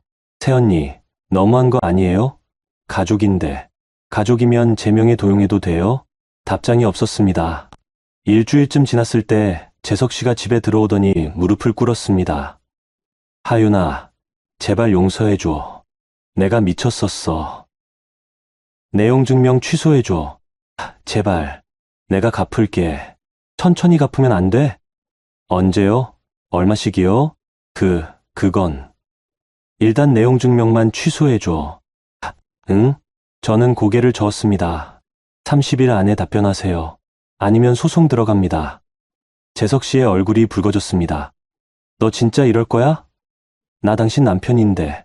남편이 이러면 안 되는 거예요. 뭐가 어때서 가족끼리 돕는 게 뭐가 잘못이야. 도운 게 아니라 이용한 거예요. 재석 씨가 벌떡 일어났습니다. 알았어. 좋아. 네가 원하는 게 이혼이지? 심장이 철렁했습니다. 이혼. 그 단어를 재석 씨 입에서 직접 듣게 될 줄은 몰랐어요. 제가 원한 건 제 돈을 돌려받는 거예요. 돈. 당신 머릿속엔 돈밖에 없어? 제 돈을 마음대로 쓴 건 누구예요? 재석 씨가 할 말을 잃었습니다. 그러더니 가방을 들고 나갔어요. 나 엄마 집에 가 있을 거야. 생각 정리될 때까지. 문이 쾅 닫혔습니다. 저는 그 자리에 한참 서 있었어요. 이혼. 정말 그렇게 될까요? 4년간의 결혼 생활이 이렇게 끝나는 걸까요? 하지만 한편으로는 시원했습니다. 더 이상 거짓말하는 사람과 같은 집에 살지 않아도 되니까요. 며칠 뒤 백도윤 변호사님한테서 연락이 왔습니다. 하윤 씨, 상대 측에서 답변서 왔어요. 어떤 내용인가요?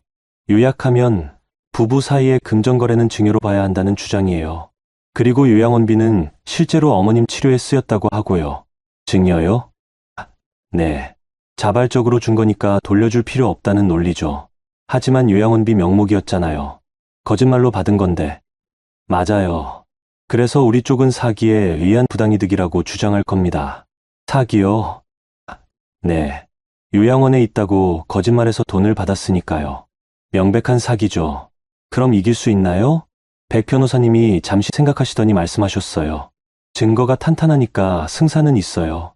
다만 시간이 걸릴 겁니다. 그리고요? 이혼도 함께 진행하시는 게 좋을 것 같아요. 하윤 씨, 이 상황에서 결혼 생활 유지하시기 힘드실 거예요. 배우자분도 이혼 얘기 꺼내셨다고 하셨잖아요. 저는 한참을 생각했습니다. 정말 이혼해야 할까요? 조금 더 생각해 볼게요. 네, 천천히 생각하세요. 다만 재산 분할 청구권도 있다는 거 기억하시고요. 재산 분할이요? 결혼 생활 중 형성된 재산은 나눌 수 있어요. 하윤 씨가 벌어온 돈도 많으니까요. 그리고 위자료 청구도 가능합니다. 배우자의 명의 도용과 배신, 행위로 인한 정신적 피해에 대해서요. 백 변호사님 말씀을 듣고 있으니 현실이 실감났습니다. 정말 이혼까지 갈 수도 있구나. 집에 혼자 앉아 생각했습니다. 4년 전 결혼식 날이 떠올랐어요. 재석 씨가 평생 행복하게 해주게라고 했던 말. 그때는 진심이었을까요? 아니면 처음부터 저를 돈줄로만 본 걸까요? 휴대폰을 켜니 신우이한테서 또 문자가 와 있었습니다. 새언니, 다음 주 카페 오픈이에요. 축하해주러 꼭 와주세요. 문자 끝에 계좌번호가 적혀 있었어요. 아직도 축의금을 바라는 건가요? 저는 답장하지 않았습니다. 대신 달력에 오픈 날짜를 표시했어요. 그리고 백 변호사님께 문자를 보냈습니다. 변호사님, 서류 준비 언제까지 가능한가요? 급하세요? 다음 주까지 필요해요. 무슨 일이세요? 신우이 카페 오픈식이 있어요. 거기서 마무리하고 싶습니다. 백 변호사님한테서 답장이 왔습니다. 알겠습니다. 준비해드릴게요. 저는 클라우드에 저장한 증거 파일을 다시 열었습니다. 이체 내역, 단톡방 캡처, 요양원 확인서, 대출 시행 기록, 휴대폰 인증 내역 출입 기록. 모든 걸 깔끔하게 정리해서 출력했어요. 그리고 흰색 서류 봉투에 담았습니다. 이 봉투를 카페 오픈식에 가져갈 겁니다. 친척들 앞에서, 프랜차이즈 본사 관계자들 앞에서, 그들이 저를 공돈이라고 불렀던 것처럼 저도 그들의 탐욕을 공개할 겁니다. 창밖을 보니 해가 지고 있었습니다. 이제 며칠 안 남았어요. 저는 서류 봉투를 가방에 넣고 침대에 누웠습니다. 내일부터는 회사에도 정상 출근해야 했어요. 어제 일 이후로 동료들 시선이 신경 쓰였지만 이제는 개의치 않기로 했습니다. 진실은 곧 밝혀질 테니까요. 그날 밤 저는 오랜만에 평온하게 잠들었습니다. 폭풍 전야의 고요 같았지만 두렵지 않았어요. 이제 판을 뒤집을 준비가 됐으니까요. 시퀀스 6천만 7천자. 카페 오픈식 이틀 전 저는 백도윤 변호사님 사무실을 다시 찾았습니다. 변호사님이 두툼한 서류 봉투를 건네셨어요. 하윤 씨, 준비 다 됐습니다. 봉투 안에는 여러 문서가 들어 있었습니다. 부당이득 반환 청구서, 채무부존재 확인서, 명의도용 관련 증거정리본, 단톡방 캡처 공증본. 이거면 충분한가요? 네. 여기 있는 게 전부 법적 효력 있는 문서들이에요. 특히 단톡방 공증본은 조작 의혹을 차단할 수 있고요. 감사합니다, 변호사님. 백 변호사님이 잠시 망설이시더니 물으셨어요. 하윤 씨, 정말 오픈식에서 공개하실 거예요? 네. 사적인 자리에서 공개하면 명예훼손 소지가 있을 수 있어요. 하지만 전부 사실이잖아요. 사실이어도 공개 방식에 따라 문제가 될 수 있습니다. 저는 잠시 생각했습니다. 그럼 어떻게 하는 게 좋을까요? 증거를 보여주되 감정적으로 공격하지 마세요. 팩트만 담담하게. 그리고 가능하면 상대방이 먼저 거짓말하게 만드세요. 상대방이요? 예를 들어 신우이분이 새언니 덕분에 여기까지 왔다고 하면 그때 실제로는 어떻게 도움받으셨죠? 라고 물어보는 식으로요. 상대가 거짓말을 하거나 얼버무리면 그때 증거를 꺼내는 겁니다. 그럼 하윤 씨가 먼저 공격한 게 아니라 진실을 밝힌 것처럼 보이죠. 저는 고개를 끄덕였습니다. 백 변호사님의 조언이 큰 도움이 됐어요. 명심하겠습니다. 그리고 하윤 씨, 오픈식 끝나고 바로 연락 주세요. 상대 측에서 어떤 반응 보이는지 봐야 하니까요. 네, 변호사님. 사무실을 나오는데 휴대폰이 울렸습니다. 재석 씨였어요. 하윤아, 상미 오픈식에 올 거지? 대답해봐. 올 거야. 말 거야? 갈게요. 진짜. 재석 씨가 놀란 것 같았어요. 아마 제가 안 올 거라고 생각했나 봅니다. 응. 갈게요. 아가씨 오픈식인데 축하해 줘야죠. 그래. 좋아. 그럼 그날 보자. 전화를 끊고 나니 손이 떨렸습니다. 이틀 뒤면 모든 게 끝나겠구나. 그날 저녁 저는 집에서 혼자 리허설을 했습니다. 어떻게 말할지, 어떤 순서로 서류를 꺼낼지. 거울 앞에 서서 연습했어요. 아가씨, 정확히 어떻게 도움받으신 건가요? 너무 공격적인가? 다시, 구체적으로 어떤 도움을 받으셨는지 여쭤봐도 될까요? 이것도 어색한데, 다시, 제가 어떤 도움을 드렸는지 말씀해 주실 수 있나요? 이게 나을 것 같았습니다. 공격적이지 않으면서도 명확하게, 밤새 연습했습니다. 말투, 표정, 서류 꺼내는 타이밍까지. 다음날 아침, 회사에 출근했습니다. 동료들의 시선이 여전히 신경 쓰였지만 무시했어요. 곧 진실이 밝혀질 테니까요.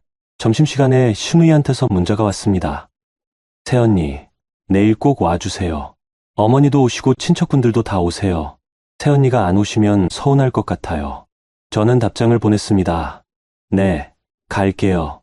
준비한 것도 가져갈게요. 준비한 거요? 뭐예요? 내일 보면 아실 거예요. 신우이한테서 답장은 없었습니다. 퇴근하고 집에 돌아오니 재석 씨가 와 있었습니다. 며칠 만에 보는 얼굴이었어요. 하윤아. 왜요? 내일 제발 조용히 넘어가자. 응? 상미 인생 걸린 날이야. 제발 사고 치지 말고. 사고요. 진실을 밝히는 게 사고인가요? 조용히 있을게요. 아무것도 안 할게요. 재석 씨가 안도하는 표정을 지었습니다. 다행이다. 고마워. 대신.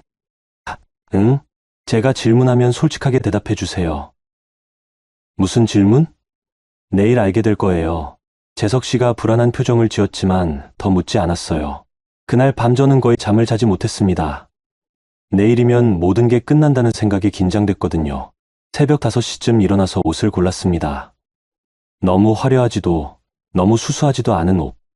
깔끔한 네이비색 블라우스와 베이지색 슬랙스를 골랐어요. 가방에 서류 봉투를 넣었습니다.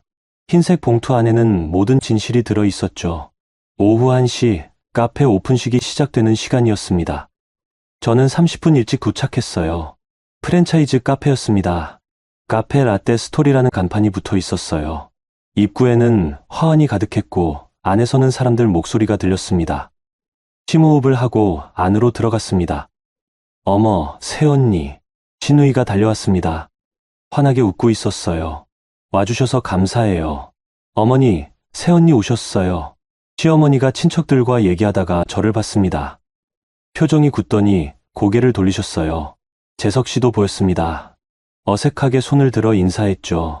카페 안에는 친척들과 프랜차이즈 본사 관계자로 보이는 사람들이 있었습니다. 20명 정도 됐어요.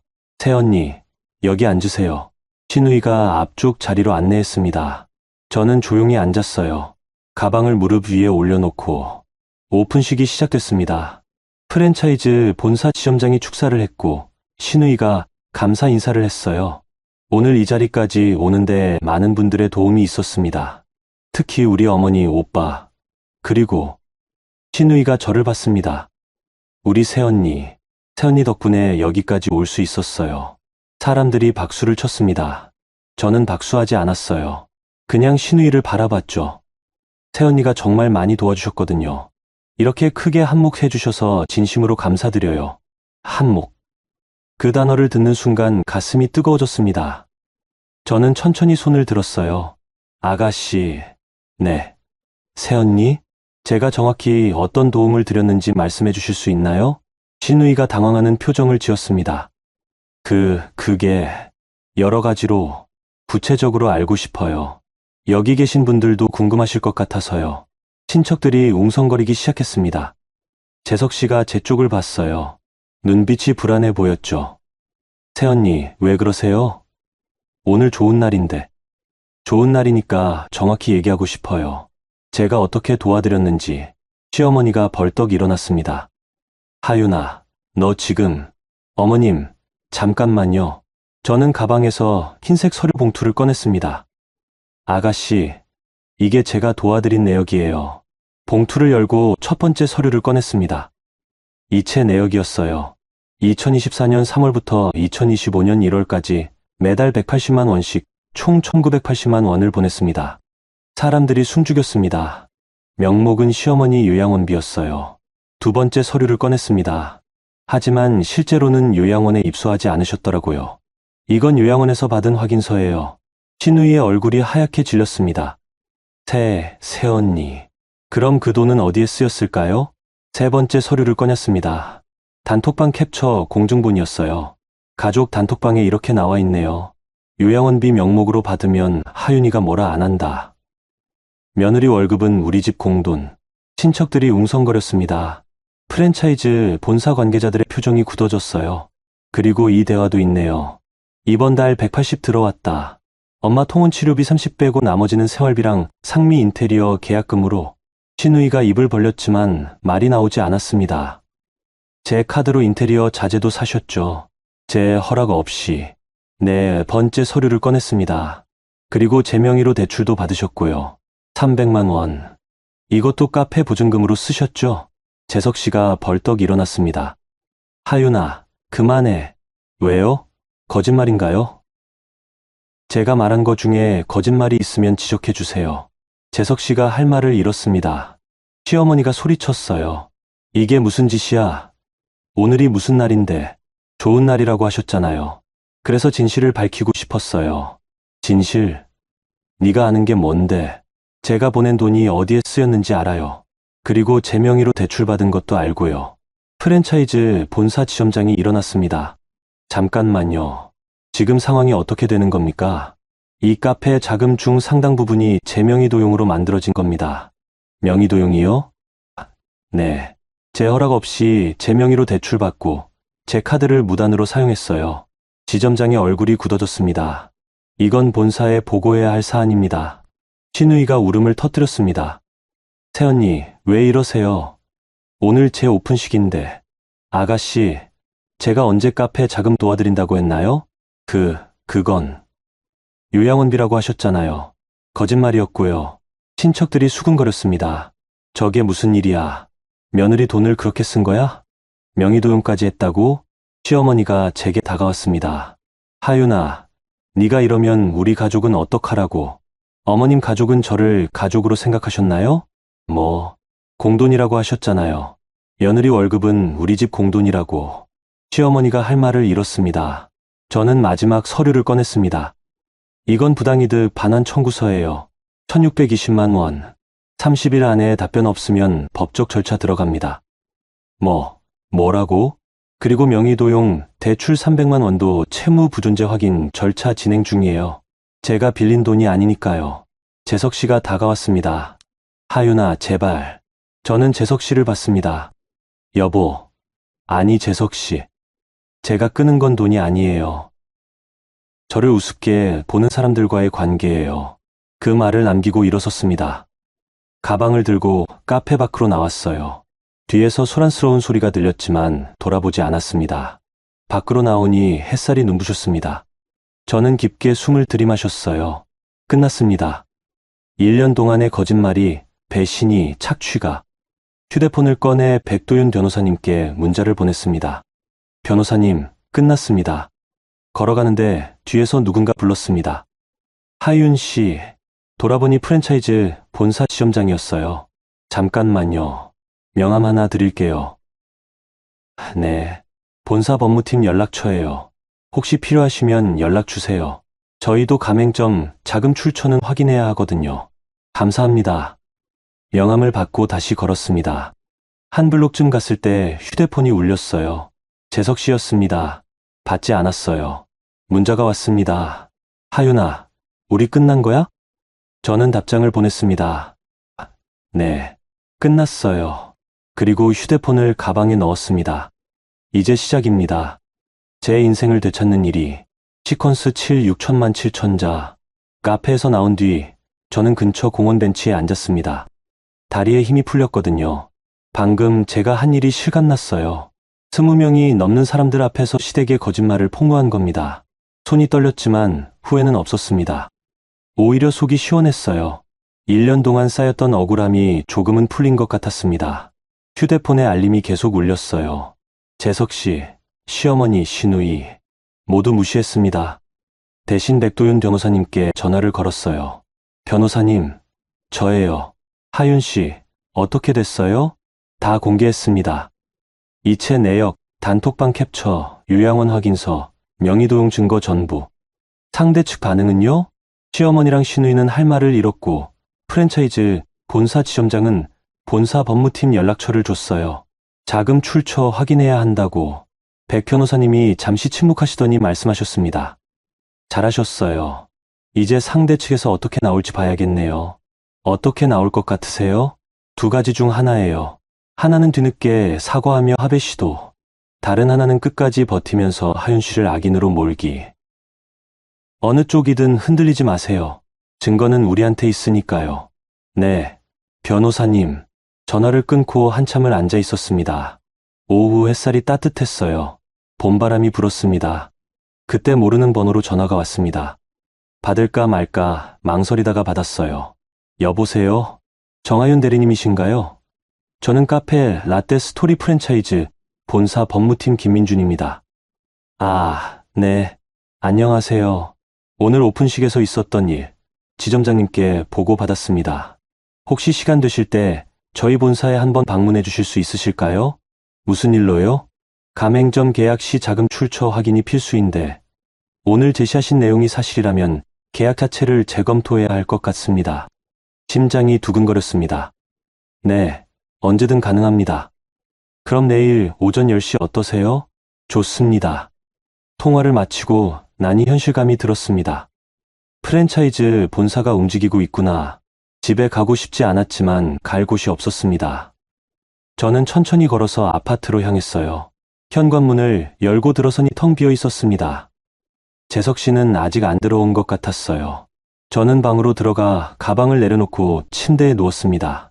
천장을 바라보며 오늘 일을 되짚어봤어요. 신우이의 굳어진 얼굴, 시어머니의 당황한 표정, 친척들의 수군거림, 재석 씨의 창백한 얼굴, 그 모든 게 선명했습니다. 1시간쯤 지났을 때 현관문이 열렸습니다. 재석 씨였어요. 저는 일어나지 않고 누워 있었습니다. 방문이 열렸습니다. 하윤아, 얘기 좀 하자. 저는 일어나 앉았습니다. 재석 씨는 문 앞에 서 있었어요. 무슨 얘기요? 오늘 너무했어. 제가요? 상미 인생 걸린 날이었잖아. 왜 그렇게까지 했어? 저는 믿을 수 없었습니다.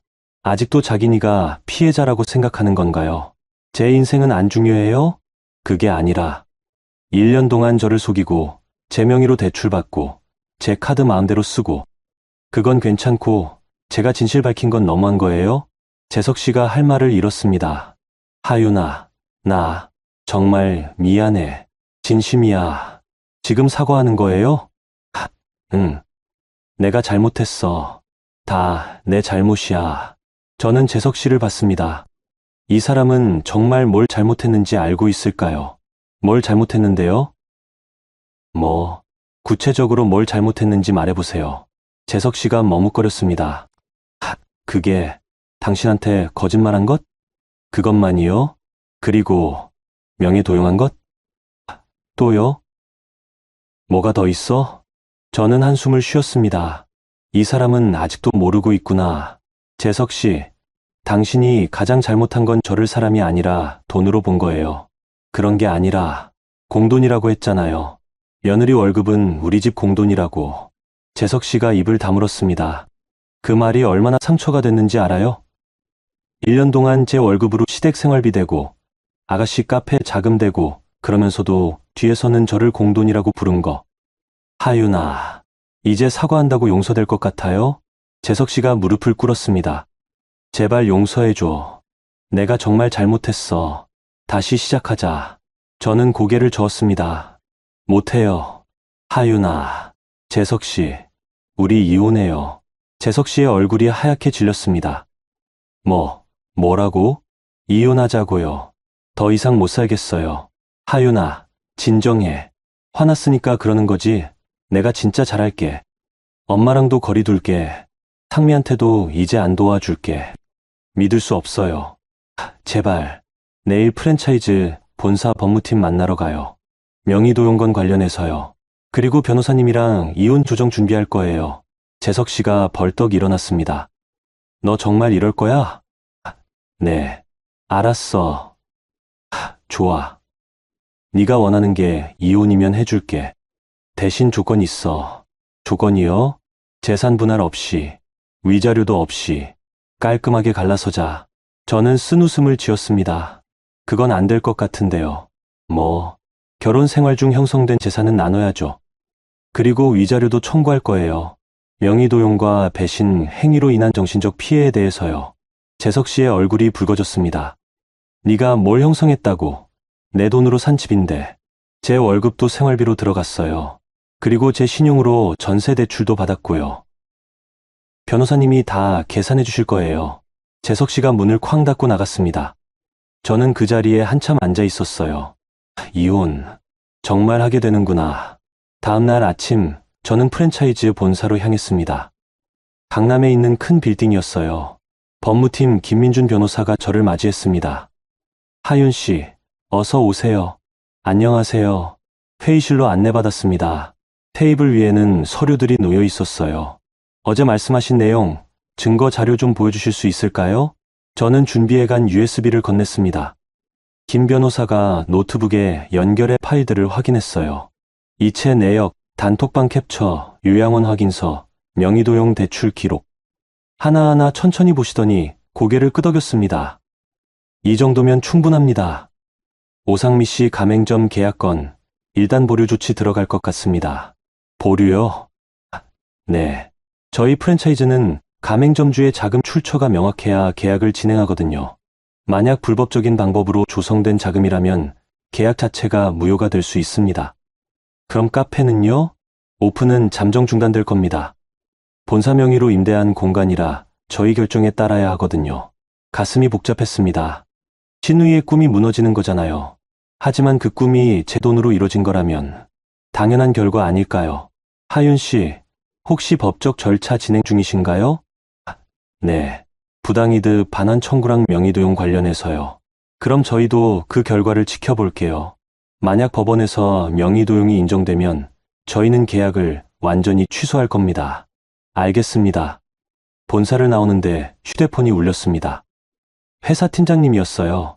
하윤 씨, 지금 어디예요? 개인 일정 중인데요. 무슨 일이세요? 회사 좀 들러줄 수 있어요? 얘기할 게 있어서. 네. 불안한 마음으로 회사로 향했습니다. 혹시 지난번 로비 소동 때문에 징계라도 받는 걸까요? 팀장님 자리로 가니 팀장님이 자리를 권했습니다. 하윤 씨, 앉아요. 네. 지난번 일 얘기 들었어요. 심장이 철렁했습니다. 죄송합니다. 개인 일로 회사의 피해를. 아니요. 그게 아니라. 팀장님이 말을 이었습니다. 어제 하윤 씨 시누이분이 회사로 전화했어요. 하윤 씨가 거짓말쟁이라고, 착한 척하지만 실은 가족을 괴롭힌다고. 그래서 제가 물어봤죠. 구체적으로 뭐가 거짓말이냐고.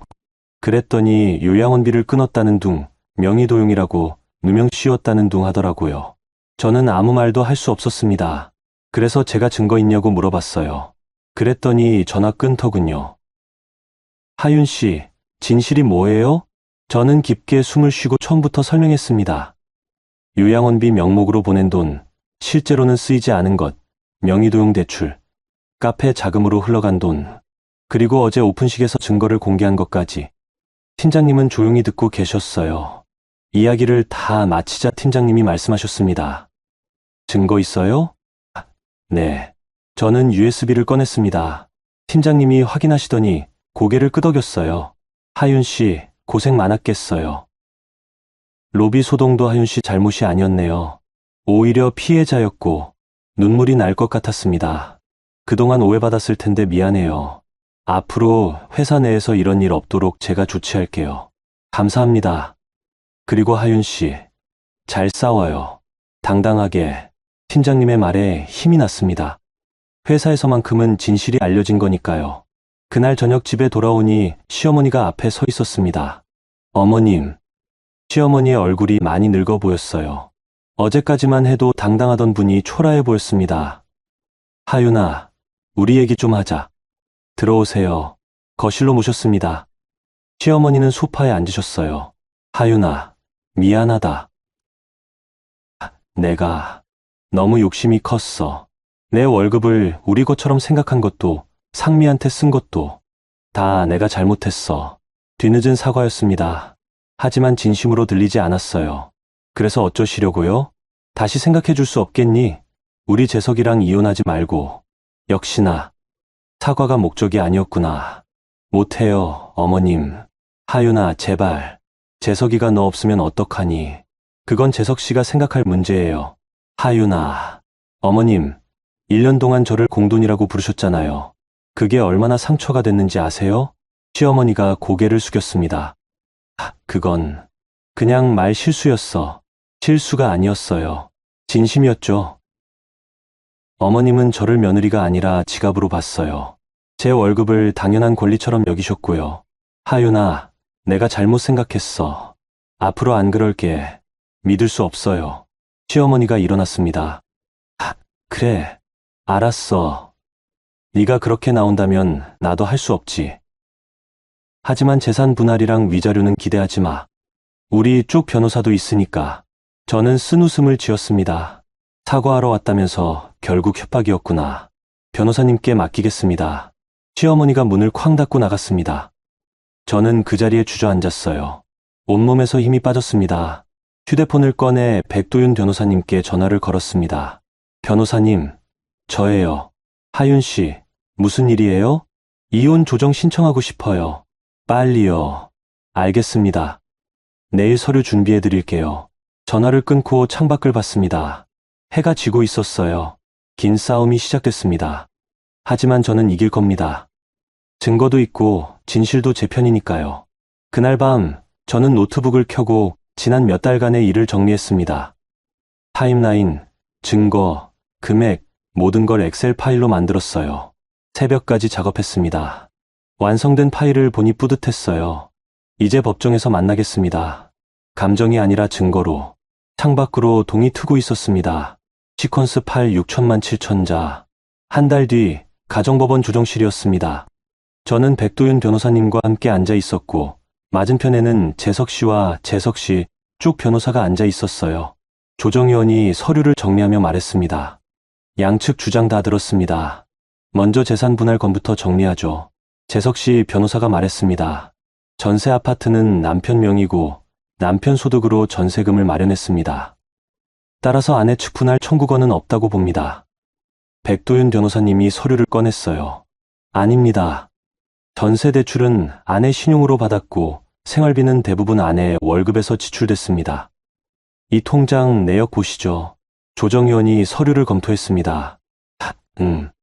생활비 지출이 대부분 아내의 계좌에서 나갔네요. 그리고 아내는 결혼 생활 중 남편 측 가족에게 총 1980만 원을 송금했습니다. 이 중 실제 의료비로 쓰인 건 360만 원 정도고 나머지는 다른 용도로 사용됐습니다. 재석 씨가 버럭 소리쳤습니다. 그건 자발적으로 준 거잖아요. 조정위원이 손을 들었습니다. 잠깐요. 진정하시고 증거 자료 좀 볼게요. 백 변호사님이 요양원 확인서, 단톡방 캡처, 이체 내역을 제출했어요. 조정위원이 한참을 보시더니 고개를 끄덕였습니다. 요양원비 명목이었는데 실제로는 요양원에 계시지 않았다. 이건 사기적 편취로 볼 수 있겠네요. 그래서 부당이득 반환 청구를 병행하고 있습니다. 재석 씨 변호사가 말했습니다. 하지만 부부간 금전거래는 증여로 추정됩니다. 증여가 아닙니다. 명백한 사기예요. 거짓말로 돈을 받아낸 겁니다. 조정위원이 정리했습니다. 일단 재산 분할은 아내 측에 일정 부분 인정하는 게 맞을 것 같습니다. 그리고 위자료 건은 어떻습니까? 백 변호사님이 또 서류를 꺼냈어요. 남편은 아내 명의로 무단대출을 시행했습니다. 300만 원. 이건 명의도용입니다. 잠깐만요. 재석 씨가 일어났습니다. 그건 급하게 필요해서 잠깐 빌린 거예요. 나중에 갚으려고 했고요. 조정위원이 말했습니다. 앉으세요. 배우자 동의 없이 명의를 사용한 건 맞습니까? 네. 그럼 명의도용이 맞네요. 재석 씨가 할 말을 잃고 앉았습니다. 백 변호사님이 계속 말씀하셨어요. 그리고 이건 휴대폰 본인 인증 내역입니다.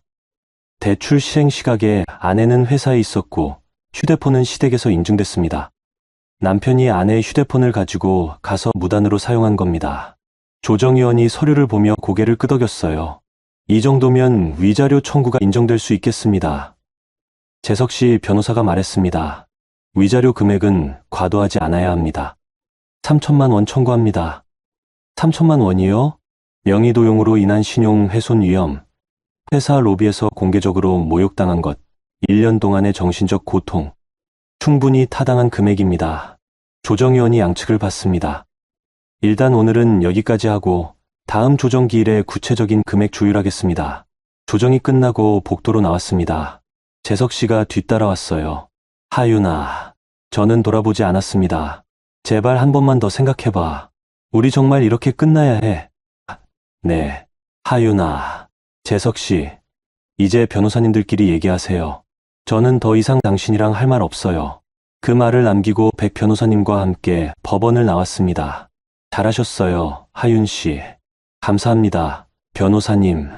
다음 조정 때 합의 이끌어낼 수 있을 것 같아요. 상대 측도 이기기 힘들다는 거 알 테니까요. 일주일 뒤 프랜차이즈 본사에서 연락이 왔습니다. 신우이의 가맹 계약이 공식적으로 취소됐다고요. 자금 출처 문제로. 신우이한테서 문자가 왔습니다. 새언니 때문에 제 꿈이 무너졌어요. 행복하세요? 저는 답장을 보냈습니다. 제 돈으로 꾼 꿈은 아가씨 꿈이 아니에요. 답장은 없었습니다. 한 달 뒤 부당이득 반환 소송 1심 판결이 나왔습니다. 1620만 원 중 1400만 원 인정. 시어머니와 재석 씨가 공동으로 갚으라는 판결이었어요. 시어머니한테서 전화가 왔지만 받지 않았습니다. 변호사님께 맡겼죠. 그리고 또 한 달 뒤 이혼 조정이 타결됐습니다. 재산 분할 전세금 중 40% 저에게, 위자료 2천만 원, 명의도용 대출 300만 원 재석 씨가 전액 상환. 재석 씨는 끝까지 억울하다는 표정이었지만 결국 도장을 찍었어요. 조정두서를 받아들고 법원을 나오는데 햇살이 눈부셨습니다. 5월 초였어요. 바람이 따뜻했습니다. 백도윤 변호사님이 악수를 청했어요. 하윤 씨, 수고 많으셨어요. 변호사님 덕분입니다. 정말 감사해요. 아니에요. 하윤 씨가 증거를 잘 모으셨으니까 가능했던 거예요. 그래도 앞으로 행복하세요. 하윤 씨 충분히 자격 있어요. 백 변호사님과 헤어지고 혼자 걸었습니다. 법원 근처 카페에 들어가 아메리카노를 주문했어요. 창밖을 바라보며 생각했습니다. 정말 끝났구나. 4년간의 결혼 생활이. 슬픈가요? 묻는다면 잘 모르겠어요. 슬픔보다는 홀가분함이 더 컸습니다. 더 이상 거짓말하는 사람과 살지 않아도 되니까요. 더 이상 제 월급을 공돈이라고 부르는 사람들 눈치 보지 않아도 되니까요. 회사로 돌아왔습니다. 팀장님께 간단히 보고드렸어요. 이혼 조정 끝났습니다. 고생했어요, 하윤 씨. 이제 일에 집중할 수 있겠네요. 네, 팀장님. 그날 저녁 저는 새로운 원룸을 계약했습니다. 회사 근처의 작은 공간이었어요.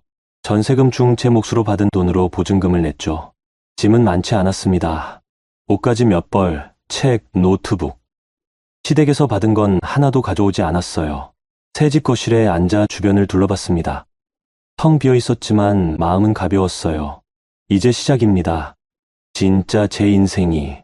한 달 뒤 25일이었습니다. 월급날이었어요. 휴대폰에 알림이 왔습니다. 급여 입금 420만 원. 저는 은행 앱을 켰습니다. 27일에 자동이체될 180만 원은 없었어요. 그 돈은 이제 온전히 제 것이었습니다. 420만 원. 한 푼도 빠져나가지 않는 제 월급. 눈물이 났습니다. 기쁨의 눈물이었어요. 저는 그 돈으로 뭘 할지 생각했습니다. 비상금 계좌에 넣을까? 적금을 들까? 아니면 여행이라도 갈까? 다 제 선택이었습니다. 누구 눈치 볼 필요 없이. 그날 저녁 저는 혼자 근사한 레스토랑에 갔습니다. 스테이크를 주문하고 와인 한 잔을 곁들였어요.